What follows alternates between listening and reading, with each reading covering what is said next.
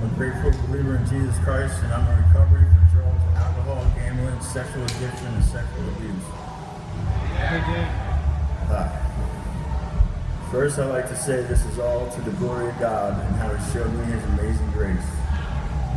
2 Timothy 1:7 says, "For God has not given us a spirit of fear, but of power and of love and of a sound mind." I was born in a small town in the coal region of Pennsylvania. My mom gave birth to me when she was 18 and my dad was 22. They were young parents. I was the second child out of 3. I remember when I was 5, my dad had a good job and things seemed normal. Then one day tragedy struck my father and he broke his back.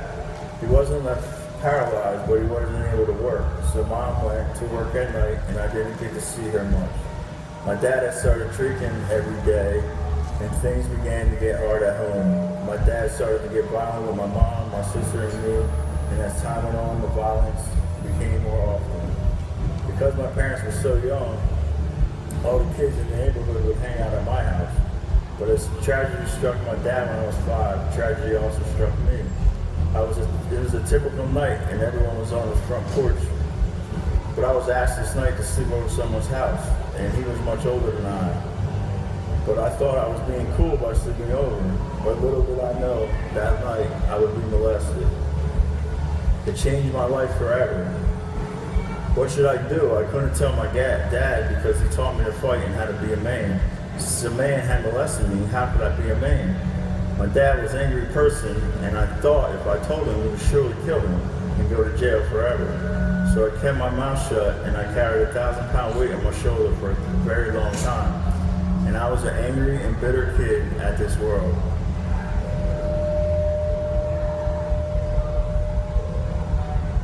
So, then things got a lot better. I met my friend Chris, and he got me into wrestling. This was a great thing for me.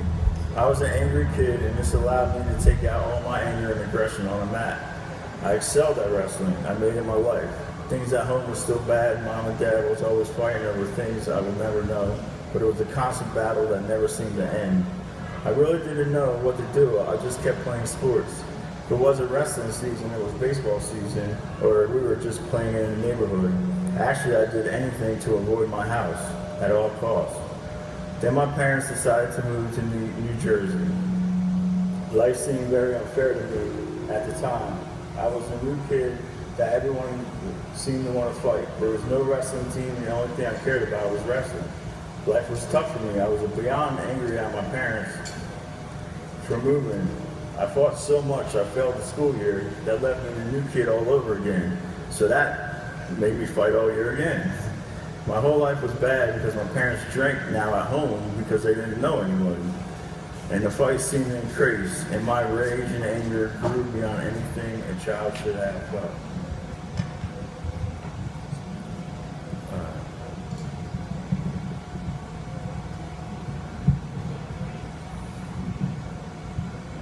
Got it.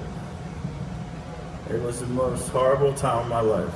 I was in so much trouble, they put me in child study team much for the troubled students. It was the beginning of the year and I was really mad. I couldn't believe all this was happening to me. Through a child's eyes, it seemed that no one really cared or how I felt.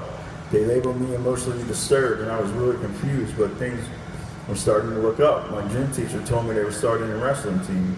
I was so excited, I started to behave in school and I went on to become the top wrestler in our area. And I worked my way out of the child study team and I got in honor English and I was the top of my math class. Summer came and my parents decided to move again. I was devastated. I really didn't understand the reasoning and why we had to move to a different town after I was doing so well. So off to a new town, new school, no wrestling team again. I couldn't believe my own parents would do this to me. So off to vocational school I went, and at least they had a wrestling team. But I wasn't happy because I suffered from a thing called anger. And I felt that my new wrestling coach wasn't a good coach. I quit, and things at home were not going well. My parents were really getting bad. I was one lost kid with not an ounce of structure. School was out of control, and so was my home life. I remember Halloween in 1989 was the first time I ever got drunk. I found a way out, an escape, a shut-off of emotions. I could actually sleep. I didn't care about anything. Instantly, I was hooked. And from that day forward, I drank every day. When I say I drank every day, I mean I got drunk as I possibly could every day of my life. By the time I was 17, I was a full-blown alcoholic, and I didn't even want a driver's license because I knew I would get in trouble. At this time, I was so addicted, I quit school so I could work to buy alcohol. From that day forward, all I did was drink and work. Life was a crazy partier. Life was one big party, and it was just crazy. All I did was get drunk. Somehow I was able to separate work from partying. I was very good at work. I made good money at a young age, and I had no responsibility. I worked hard, I partied harder. Finally, at 21, I couldn't take it anymore, and I tried to take my own life. This was the first of many trips to the hospital. I was diagnosed bipolar and began my journey and my battle with medication and alcohol. I would get clean and go on my meds only to last about 3 months. Then the alcohol would call my name, and I'd go back to drinking. And I would just start over and over again. And my life just began to decline. I would end up in the hospital, same pattern. I would get clean, get drunk, get clean, get drunk. And it was just an ongoing cycle. Then at 25, things really started to get bad. I came home one day and all my friends were at my house. And I didn't know why.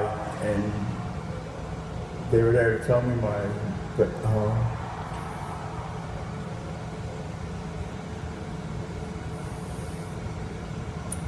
my best friend shot himself. So the drinking binge began, worse than it was even before, if that was possible. And it lasted for 2 years. I was on a drinking binge, and I started to have seizures from drinking. I was told to either quit drinking or drink all the time, and I decided to drink all the time. And I had a seizure, and I fell 7 feet and landed on my head. And I had to get emergency brain surgery, and I fell into a coma for a long time. I was in the hospital for over 2 months. I remember the day, it was March 7th, 2001. That was the day I fell and the last day I ever touched a drink. I got out of the hospital and the recovery was long, but I made it through. The doctors didn't think I was going to walk, talk, or even read again, but God was gracious. When I woke up from the coma, it was like nothing ever happened. When I was in the hospital, someone gave me a Johnny Harrison Potter book and a King James Bible. I thought nothing of it, and I just put them aside. After being home for a few weeks, I had to go back to the hospital for my checkup. I finally got to see my brain surgeon. I didn't remember meeting him before. I went into his office in Delaware because I had to go back every few days and get a CAT scan. But when I walked into his office, I was amazed. He was on the cover of magazines like Time and Newsweek, and the list went on and on. I was very impressed, and I walked in, and I shook my doctor's hand, and I said, "Thank you for saving my life." And he said, "You need to go home and thank God." And I didn't know what to do, so the Bible that the person gave me in the hospital, I went home and started reading every day.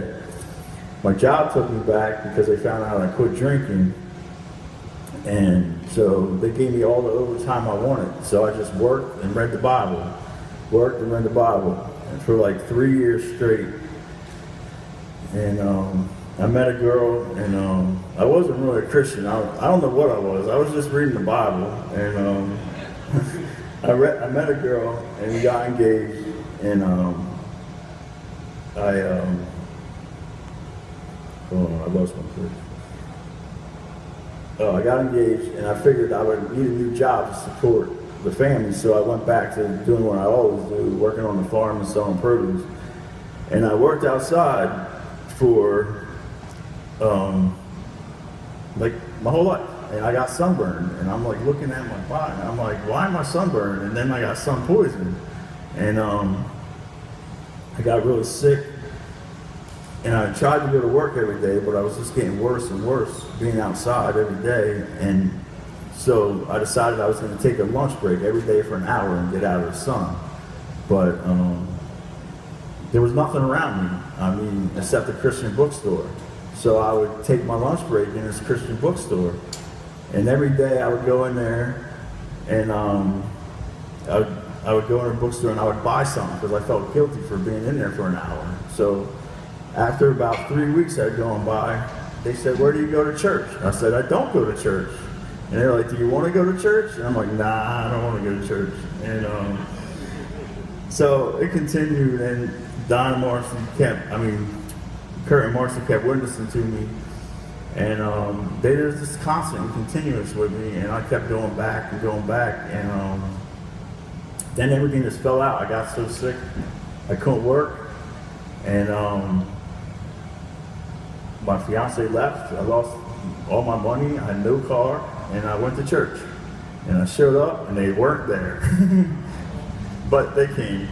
So I was ready to walk out the door, and 10 minutes before I was ready to walk out the door, this guy grabbed me and said, "Oh, hi, how you doing? I see you're new here." So this guy just totally saved me, because I wasn't going. And so they came in like 10 minutes later, and they couldn't believe I was there. It was pretty good. But so I went into the service. I came out, and this guy John had asked me, "How do you think of the service?" And I said, "Well, I don't know about this forgiveness thing." He said, "Did you kill any Christians?" I was like, "Nope." He's like, "You sure you couldn't kill any Christians?" I was like, "I'm pretty sure." And he goes, "Well, Apostle Paul did, so you'll be all right." And I was like, "Wow, that's pretty truthful." And so that and he said, "Well, there's this thing called CR." And I was like, "I don't have a car." So he goes, "I'll pick you up." And I'm like, "What is up with these Christians, man?" And they were super nice. So he drove. I was like, "Where do you live?" And he's like, "Autobahn." I was like, "Well, I live in Burlington. That's 40 minutes away." He's like, "I'll pick you up." So he called. He said, "Are you going tonight?" I was like, "Nah." He's like, "Well, I'm going to come to your house and we're going to walk around the park." And I'm like, "This is crazy." So the next week came. He called me up. He picked me up, took me to Celebrate Recovery, and I loved it. And the reason I loved it so much, I walked in Celebrate Recovery. Growing up in the streets, you think you have this image of just the body of Christ or church or whatever, and I walk in and I hear this, and I hear, "Hi, I'm a believer of the Lord Jesus Christ, and I'm an alcoholic. Hi, I'm a drug addict, and I believe in Jesus Christ. Hi, I'm a believer in Jesus Christ, and I'm addicted to porn. Hi, and I'm in recovery for anger." I figured, well, I'm all those, so I might as well go here. And this began my incredible journey with the Lord. I went to church every Sunday. I was attending CR every Thursday night. My life was good. A few months later, I was baptized. I even went on a missions trip. I began to step study. I eventually became a CR leader. We were all going to the inner city teaching the Celebrate Recovery class at a transitional housing in Camden, New Jersey. Saturdays, I fed the helpless. I knew work, so I grew up on a farm. I could work all day. I surely didn't understand the meaning of forgiveness and grace, so for those 10 years, I was a Christian on the outside, but inside, I didn't have no clue what was going on in my heart. All I knew was I had 11 years clean, went to church on Sunday, and CR every week. Tragedy hit. My mom was diagnosed with advanced cancer, and I only had a few months to live. The person I loved the most is about to die, and I was going through the biggest trial since I became a Christian. Instead of running towards God, I ran as far as possibly as I could. But God was providing more than I could ever imagine. I just couldn't see it. My friends grew up with me, raised a lot of money, and paid all my mom's bills till she passed away. The pastor and the congregation were there for me. CR was by my side. Food was sent to my house every single day. But I was bitter, angry, and afraid. I ran back to the bar as a place where I found comfort. I went back to my sexual addiction, back to gambling. I was very lost. It was dark and lonely being away from God. While I was away, He wasn't. The whole time, He was there, but I didn't see it. My mom passed, and all the love and support I received was so overwhelming, but it wasn't enough. You see, there's a hole in my heart that could only be filled by God, but I was trying every kind of addiction. One wrong turn to another until I found myself living with a woman, smoking pot every day, and addicted to pills. Life was miserable. I was in the biggest depression I ever had been in my whole life. I couldn't face reality, so all I did was sleep. Life was over for me as I knew it. My whole world crashed. Everything I loved was gone. But God had other plans. I left my girlfriend's house one day. I don't even remember where I was going, but I was 2 blocks away from the house, and I heard a voice that said, "Turn around." And I got all my stuff, because there was no one else in the car. So I turned around and got all my clothes and moved out. And I went to the bar that night. I got a drink. I went to sit down, and I heard, "Get out." So I was like, "Oh, I'm out of here." So the next day I go to church after running with an addiction, and it figures it's communion, right? You know what I mean? So I'm sitting there living in sin, and then it's communion. So I go into the 8 o'clock service, and I was like, I can't do this, and I walked out. And I go to the 9:30 service, and I was like, I can't do this, and I walked out. I went to 11 o'clock service, and they were like, what are you doing? And I'm like, oh, and I told the pastor, he's like, God forgives you, go take your communion. And I got back on track. And I started going back to CR. It's difficult to walk into a room where you were once a leader and have to tell everyone you relapsed. And it was very, very humbling when they gave me hugs and said, welcome back. And their love was pouring onto me, and it was learning what grace truly was. The Lord graciously showed me grace and forgiveness through people. I knew about grace and forgiveness that cross provided, but it wasn't until it was experienced that I really got it.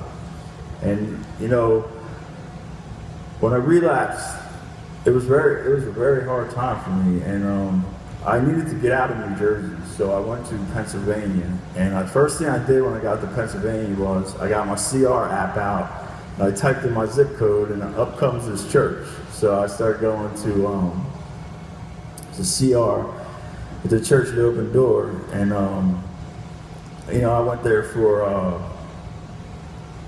don't know, a few months, and they learned my background, learned about me, and then put me in the leadership, co-leadership, and I went, and we had a meeting that Sunday, and I was like, do I have to go to the meeting? He's like, well, only if you want to go, you really don't have to go. And I was like, man, I want to go. So I went to the meeting, and he goes, we're going to the summit. And I was like, well, I can't afford to go to the summit. And he goes, nah, we're paying for it. I was like, oh, I'm there. So I've been dying to go to the summit for like 10 years now, so it was like a huge deal. So I go to the summit, and I'm with the state rep of Pennsylvania, and he goes to me, do you want to go to Cambodia? And I was like, sure, why not? So he's like, really? I was like, yeah, I'll go. So he gave me, I took the CR book, and there was classes to take the next day, and it was International CR. So I was like, wow, that's cool, I'm gonna take that class. So I go up, I take the class, I walk in, and there she is. My whole body leaps, right? And I was like, that's my wife. That girl is my wife. And yeah, it didn't start out too well. So I'll go to sit next to her, and I was like, when this meeting's over, I'm talking to this girl. She was gone. She was gone. And then I come back to my hotel, she's staying in the same hotel I'm staying in. I was like, this is meant to be. So we continued on, and we went through the week, and I didn't see her much. I said hi to her one time, and then I'm at the CR Summit, and they have Solid Rat Cafe. But with 3,000 people, there's a lot of people having dessert. So I come out, and she's in the end of the line, and there I am. I tap her on the back, and I'm like, how you doing? And we asked, I just got talking, and we talked for like a half hour, and then, make it long story short, she left. And I was like, and the whole time was, I didn't know her name, right? So everyone kept saying, well, what's her name? And I'm telling everyone I'm marrying this girl, and I don't even know her name, right? And so finally, I come down, and she's leaving. She's packing her bags and leaving. And I was like, oh, I gotta do something now. And I asked her, I went up to her, I said, can I have your phone number?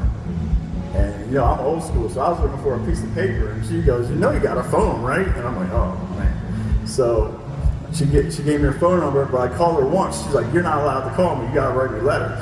So I had to write her letters for 3 months before I got to see her. And so I ended up, we ended up getting married, and then going for a honeymoon at the CR Summit. Yep. My baby boy just turned 3 months last week. So little Israel, yeah, it's great. So God redeemed me, restored my life. CR is huge in my life. Freedom Bible Church brought me into leadership at their church in Pennsylvania, and I'm back in Jersey. I'm in leadership in Fellowship Community Church, and CR is just an amazing, amazing, amazing ministry. So try it out if you never went, and keep coming back. It works if you work. Thank you.